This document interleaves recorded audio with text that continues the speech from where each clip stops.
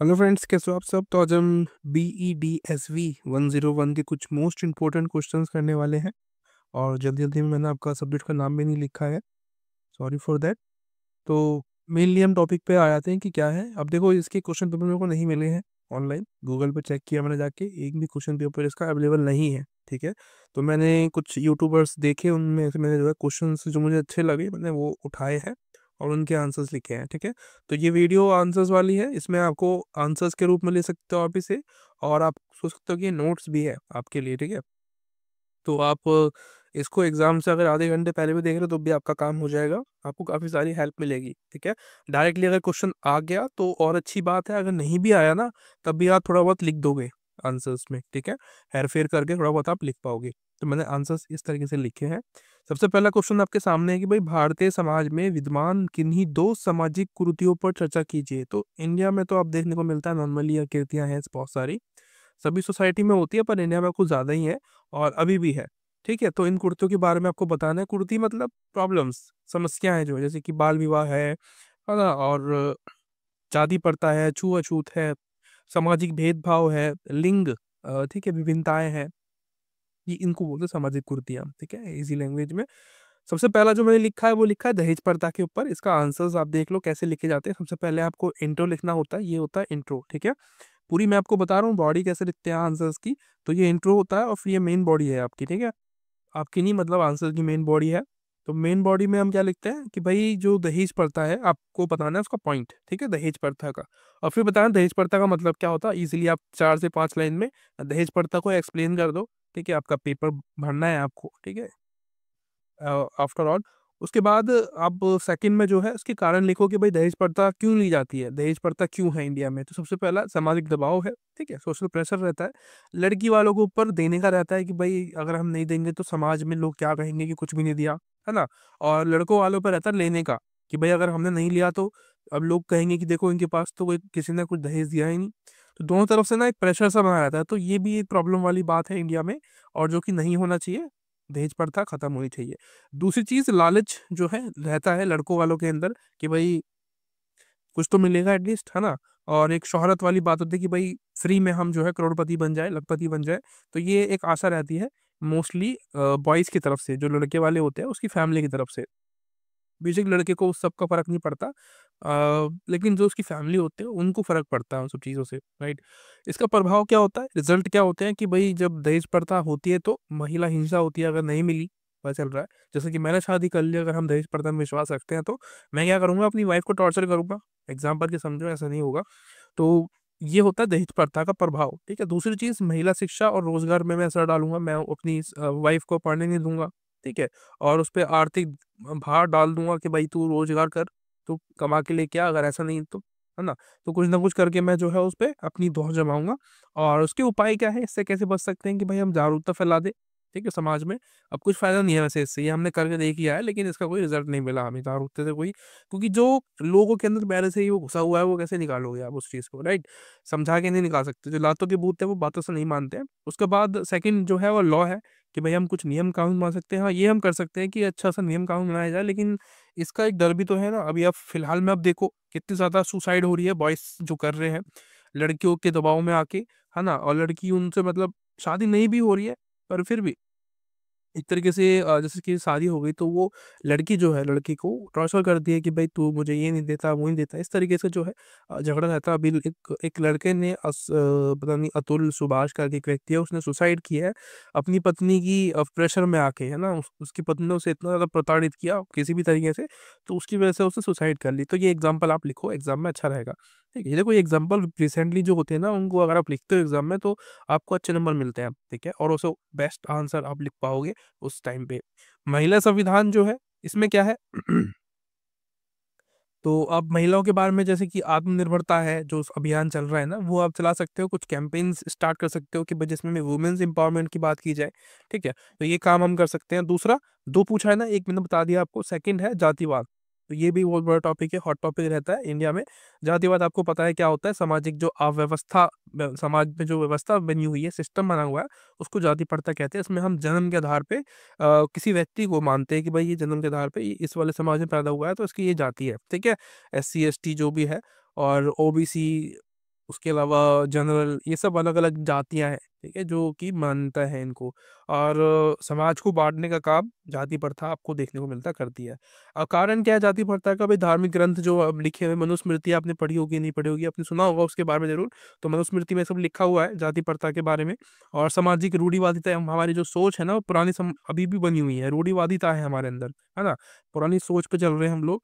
हम लोग अभी ये नहीं सोच पा रहे कि हमारा समाज का विकास नहीं हो पाएगा इस चीज, इसकी वजह से, है ना। लेकिन हम जाति प्रथा में अभी भी घुसे हुए हैं। तो राजनीतिक कारण भी होते हैं दूसरी तरफ इसके, कि भाई कुछ पॉलिटिकल पार्टी है जो कि अपने फायदे के लिए ये सब काम कराती है, ठीक है, जाति प्रथा को बढ़ावा देती है। दूसरा जो है प्रभाव क्या होता है, रिजल्ट क्या होता है इसके? भाई सामाजिक भेदभाव बढ़ता है, संघर्ष बढ़ जाता है, सामाजिक एकता में कमी आती है, और विकास में बाधा आती है। देश का विकास नहीं हो पाता, डेफिनेटली देश का विकास नहीं होता। और जो समुदाय है जो कि पिछड़ा हुआ है, उसका विकास नहीं होगा तो देश का विकास भी नहीं होगा, ठीक है। इसके उपाय क्या है? कि भाई हम एजुकेट करें लोगों को, ठीक है। जो पिछड़े हुए लोग हैं उनको भी करें, साथ साथ में जो पिछड़े हुए नहीं है, जो आगे बढ़े हुए हैं, उनको भी समझाए कि भाई समझ जा, अभी भी समय है, इन सब चीजों में कुछ नहीं रखा। कानून का पालन करना चाहिए सबको, ठीक है। मतलब लॉ को और मजबूत किया जाए इनके प्रति, कि अगर कोई ऐसा काम करता है, छुआछूत करता है, जाति प्रथा करता है, तो उसको उसके खिलाफ सख्त सख्त जो है एक्शन लिया जाए उसी समय। सामाजिक जागरूकता जो है उसको बढ़ाया जाए, लोगों में जो एक तरीके से जागरूकता है उसको फैलाया जाए। और अन्य विषय आप इसके बारे में और भी लिख सकते हो। अगर दो नहीं पूछे, वो बोले कि चार बताओ, तो चार में आप क्या लिखोगे? कि भाई बाल विवाह लिख दो आप उसमें, ठीक है, और बाल श्रम के बारे में लिख सकते हो, या फिर आप छुआछूत बता सकते हो, या फिर आप जो लैंगिक भेदभाव है उसके बारे में बता सकते हो, ठीक है। लैंगिक भेदभाव मतलब महिला और पुरुष के बीच में जो भेदभाव होता है उसके बारे में बता सकते हो। मैंने वो टॉपिक बता दिया है। ऐसा ही लिखना है, इसी फॉर्म में लिखो आप, और इनको एक्सप्लेन करो एग्जाम में जाके, ठीक है। 4 से 5 पेज आपको भरने हैं, आपका काम हो जाएगा बस, ठीक है। मतलब एक क्वेश्चन के लिए 4 से 5 पेज। अगर आपका मतलब 20 नंबर का एक पेपर होता है, एक क्वेश्चन है तो आपको 4 से 5 पेज लिखने होते हैं। अदरवाइज अगर आपका पेपर 50 नंबर का आता है तो उसमें आपको 300 वर्ड यानी कि 3 पेज आपको भरने हैं एक क्वेश्चन के लिए, राइट। तो आपको समझते हुए चलना है। सेकंड क्वेश्चन है भाई, डेल्स आयोग की रिपोर्ट में वर्णित दो तनावों का उल्लेख कीजिए। तो दो तनाव है इनको आयोग के अंदर, आपको पता नहीं पड़ा होगा, आपने नहीं पढ़ा होगा। सबसे पहला है वैश्वीकरण और स्थानीय का तनाव। यानी कि ये कह रहे हैं कि जो वैश्वीकरण है, लोग जो समाज है ना हमारा, जो मतलब पूरा विश्व है, वो एक गांव बन गया है छोटा सा, जिसमें कि हर एक चीज की जो है आदान प्रदान आपको देखने को मिलता है। लोग यहाँ से वहां जाते हैं, इंडिया से पाकिस्तान, कभी यूएसए, कभी चाइना, कभी कहीं कभी कहीं, तो एजुकेशन के लिए, कुछ रोजगार के लिए, कुछ वैसे काम के लिए। तो इसी को कह रहे हैं वैश्वीकरण, ठीक है। अब उसको पता होगा, नॉर्मली हम सब जानते हैं चीज़ों के बारे में, शुरू से पढ़ते हुए आ रहे हैं। तो ये एक तनाव है कि इसमें शिक्षा जो है ना, हमारा एजुकेशन के अंदर बहुत प्रॉब्लम है। हम ना, हमारे एजुकेशन सबके अलग अलग है, हम टेक्नोलॉजी पे ध्यान नहीं दे रहे हैं अभी भी, है ना। इंडिया में आप देखो, कहाँ हम सोच रहे हैं टेक्नोलॉजी के बारे में। अब एजुकेशन ले रहे हो, हिस्ट्री पढ़ रहे हो अपनी, उससे क्या फायदा होने वाला है ना। अगर हमें आगे बढ़ना है तो हमें टेक्नोलॉजी पे ध्यान देना पड़ेगा डेफिनेटली। तो उस पे हमें फोकस करना चाहिए। तो ये इनकी एक चिंता ही है। और दूसरी है भाई स्थानीयता, कि भाई आप, हम सबकी संस्कृति अलग अलग है ना, हम सबकी परंपराएं अलग अलग है। तो लेकिन उससे फर्क नहीं पड़ना चाहिए ना हम लोगों को, हमें फर्क पड़ना चाहिए हमारी एजुकेशन से, कि भाई हमें टेक्नोलॉजी के बारे में कितना ज्ञान है, हम कितनी चीज़ों को समझ सकते हैं, ठीक है, संदर्भित कर सकते हैं चीज़ों पे, कितना फोकस कर सकते हैं एजुकेशन पे हम। और जो कौशल स्किल्स है, ठीक है, स्किल्स जो होती है यानी कि जो कौशल है, उस पर हम कितना फोकस कर सकते हैं, ठीक है, उसको हमें समझना चाहिए। अब लोगों को रोजगार क्यों नहीं मिल रहा है अभी फिलहाल? आप देखो, इतने सारे लोग हैं, ग्रेजुएशन कर रखी है, एमए, बीए, बीकॉम, पता नहीं क्या क्या ग्रेजुएशन की कोर्स करके बैठे हैं बड़े बड़े, उन लोगों को जॉब नहीं मिल रही है। क्यों? क्योंकि कौशल की कमी बताई जा रही है, उनके अंदर कौशल नहीं है ना। तो इन चीज़ों पर हमें फोकस करना चाहिए। और एजुकेशन को थोड़ा मॉडर्न करना चाहिए, कि भाई जिसमें हम डिबेट कर सकें, है ना, डिबेट कर सकें, और कुछ कंप्यूटर की चीज़ों को सीख सकें, है ना, कंप्यूटर ज्ञान हो हमारे अंदर, अच्छे तरीके से हम चीज़ों को समझ पाएँ, कर पाएँ। वो वाला जो है, हमें उन पे ज़्यादा ध्यान देना चाहिए। तो ये इनकी चिंता है। और कह रहे हैं कि ज्ञान और अर्थव्यवस्था का तनाव भी है हमारे अंदर, कि भाई जो लोग हैं ना, वो स्टूडेंट को अलग अलग जो सब्जेक्ट है उन पे अपनी पकड़ मारनी चाहिए। अलग अलग सब्जेक्ट मतलब हमें सब कुछ पता होना तो चाहिए एटलीस्ट, है ना। कि भाई थोड़ा बहुत सोशोलॉजी पढ़ लिया, थोड़ा बहुत ज्योग्राफी पढ़ लिया, थोड़ा बहुत साइंस पता होना चाहिए, हमें थोड़ा बहुत मैथ्स पता होना चाहिए, हर सब्जेक्ट का थोड़ा बहुत हमें अंदाजा हो, कि भाई हाँ हाँ ये सब पता है, मेरे को आता है, कोई बड़ी बात नहीं है ना। तो ये इनका तनाव है कि लोगों को, बच्चों को ये समझ में नहीं आता है कि कुछ सब्जेक्ट से डर रहता है उनको, कुछ से वो मतलब कंपेरियन रहते हैं कि भाई हाँ, ये तो मैं कर ही लूँगा, कोई बड़ी बात नहीं है। तो ये ना हो कि सब स्टूडेंट को दिक्कतें पैदा हों, है ना? तो उससे बचने के लिए उन्होंने जो है बताया कि भाई ये भी एक प्रॉब्लम वाली बात है, कि भाई बच्चों में जो है विभिन्न प्रकार के विषयों को पढ़ने का इंटरेस्ट नहीं रहता है। बच्चे मोटिवेशनली चीज़ों को नहीं पढ़ते हैं और बच्चे मतलब नैतिकता को नहीं समझते हैं। नैतिकता मतलब जैसे कि बड़ों से हम आदर करते हैं ना, आदर बड़ों का सम्मान करते हैं, रिस्पेक्ट करते हैं, उसको करना बच्चे भूल गए हैं, तो वो भी हमें करना चाहिए। हमें हर चीज़ों में परफेक्ट होना चाहिए, कहने का मतलब ये है। परफेक्ट ना हो तो मतलब थोड़ा बहुत तो आए ना, ज्ञान हो, हम इंसान की तरह बिहेव करें, ये इनका तनाव है, ठीक है? बाकी मुझे नहीं लगता ये क्वेश्चन आ सकता है, पर मैंने लिख दिया है कि अगर आ जाए तो आप कर लेना, ठीक है? तीसरा है कि भाई शिक्षा एक पीढ़ी को कैसे सशक्त बना सकती है? तो बहुत ही आसान सा सवाल है कि भाई एजुकेशन से आपको क्या-क्या फ़ायदा हो सकता है? तो अपने आप को सोचना आप, ठीक है, कि आपको क्या फ़ायदा होगा? मुझे क्या फ़ायदा होगा? मैंने बताया कि भाई कमाई का जो साधन है वो बढ़ सकते हैं मेरे। मैं एजुकेशन लेने के बाद पता नहीं क्या-क्या कर सकता हूँ और मैं क्या पता व्यापार खोल लूँ कोई, मैं उद्यमी बन जाऊँ, उद्यमी मतलब एंटरप्रेन्योर बन जाऊँ मैं।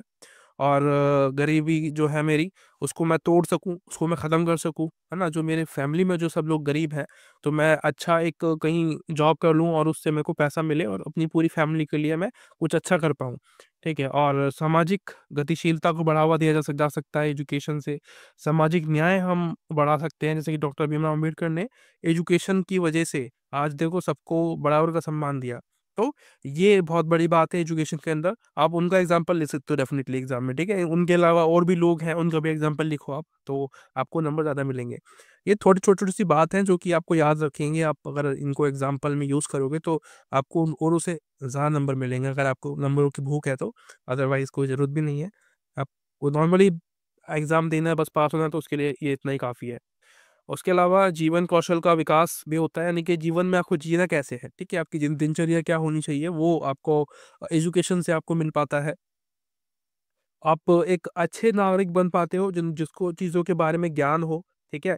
ऐसा ना हो कि भाई कोई कह रहा है कि बीजेपी अच्छी है तो आप बीजेपी को वोट देने चले गए, कोई कह रहा है कांग्रेस अच्छी है तो आप उसको दे रहे हो वोट।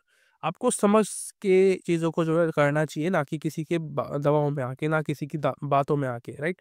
उसके अलावा आत्मविश्वास जो है वो बढ़ता है आपका, इनोवेशन और टेक्नोलॉजी और जो क्रिएटिविटी है वो बढ़ती है इंसान की एजुकेशन की वजह से।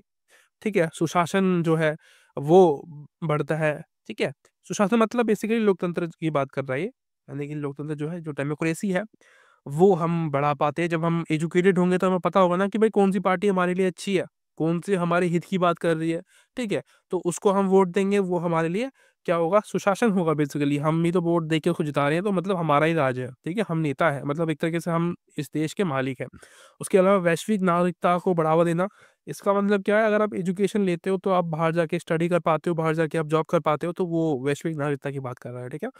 उसके अलावा सेकंड क्वेश्चन है, 2 ऐसी गतिविधियों का उल्लेख करें जो मुख्य मूल्य संवर्धन की ओर ले जाती है। मूल्य संवर्धन, वैल्यू एडिशन बेसिकली बात कर रहा है। तो आपके अंदर क्या-क्या ऐसी चीज़ें हैं जो कि आपके अंदर वैल्यू एडिशन को इंक्रीज़ करती है, ठीक है? अब यहाँ पे क्या आता है, आपको वैल्यू एडिशन का मतलब होता है आपके अंदर नेगेटिविटी को दूर करके पॉजिटिविटी लेके आना, ठीक है? सकारात्मकता को बढ़ाना और जो नैतिकता है, उसको बढ़ाने की बात यहाँ पे होती है।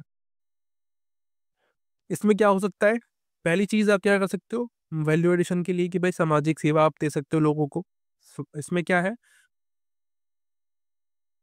इसमें आप अनाथालय और जो वृद्धाश्रम होते हैं, उसमें जाके आप सेवा दे सकते हो अपनी, लोगों की मदद कर सकते हो, ठीक है? आप अपना ब्लड डोनेट कर सकते हो लोगों की हेल्प के लिए, ठीक है? और उसके अलावा भी बहुत सारे जैसे कि गरीबों के लिए आप मुफ्त अनाज और उनके लिए खाना दे सकते हो।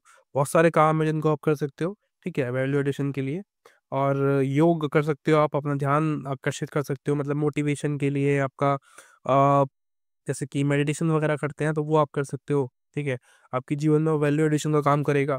किताबें पढ़ना आप ये कर सकते हो, तो किताबें पढ़ने की वजह से आपको बहुत सारी अच्छी चीज़ें जो है पॉजिटिविटी आपके अंदर आती है, ठीक है? और प्रकृति के साथ आप समय बिता सकते हो, जैसे कि आप कहीं पार्क में जा सकते हो, चलना वहाँ पे, पहाड़ों में घूमना, नदियों के पास जाके बैठ जाना, तो ये भी एक जो है प्रकृति के साथ समय बिताना आपके अंदर वैल्यू एडिशन का काम करेगा। और सामूहिक चर्चा और बहस कर सकते हो, यानी कि जैसे कि डिस्कशन होता है, डिबेट होती है, लोगों के साथ बैठ के आप करोगे तो आपका दिमाग थोड़ा रिफ्रेश होगा चीज़ों को लेके। और संगीत और जो कला है, उसके बारे में हम जो है मतलब संगीत कला हमें डेफ़िनेटली बहुत ज़्यादा हेल्प करती है। हम अपने आप को वैल्यू एडिशन के लिए हम बात करें और अपने आप को मोटिवेट करने के लिए बहुत सारा हमें हेल्प करती है। तो ये हम कर सकते हैं, ठीक है? और देखो यहाँ पे मेनली क्या करना है आपको कि जो मैंने आपको पॉइंट दिखाया जैसे कि वैल्यू एडिशन है, ठीक है? संवर्धन है, इसको आपको फ़ोकस करना है। अगर ये पूछ लिया कहीं पे भी तो आपको ये सब लिखना है, ठीक है? ज़्यादा दिमाग नहीं लगाना है कि भाई क्या नहीं है, क्या है। और यहाँ पे क्या है शिक्षा पीढ़ी को कैसे से बना सकते हैं, तो यहाँ पे आपको एजुकेशन के बारे में बताना है कि एजुकेशन आपकी कैसे-कैसे हेल्प करती है। और मतलब पूछ रहे सवाल में तो आपको बताना है। और ये पूछ रहा है आपसे अगर, ठीक है? डैलर्स आयोग के बारे में पूछ रहा है तो मैंने जो बताया आपको वो सब बताना है आपको। और शुरुआत में जो मैंने आपको बताया था भाई कि भाई भारतीय समाज में विद्यमान किन्हीं 2 सामाजिक कुरीति, तो कुरीति पूछे तो आपको क्या बताना है, ये जो मैंने आपको बताया कि दहेज प्रथा और सामाजिक भेदभाव जो है, ये आपको एक्सप्लेन करना है। आशा करता हूँ वीडियो आपको अच्छी लगी है, और अगर नहीं लगी है तो आप मुझे बताना कमेंट करके, अगर लगी है तब भी बताना तो मुझे काफ़ी अच्छा लगता है। और अगर आपका एग्ज़ाम देने के बाद आप मुझे ज़रूर बताना कि वो क्वेश्चंस आए या नहीं आए जो मैंने अभी कराए हैं आपको। बाकी अगर आप किसी और टॉपिक पे चाहते हैं वीडियो तो मुझे बता सकते हैं कमेंट करके। मिलते हैं अगली वीडियो में, तब तक के लिए bye bye, thank you so much.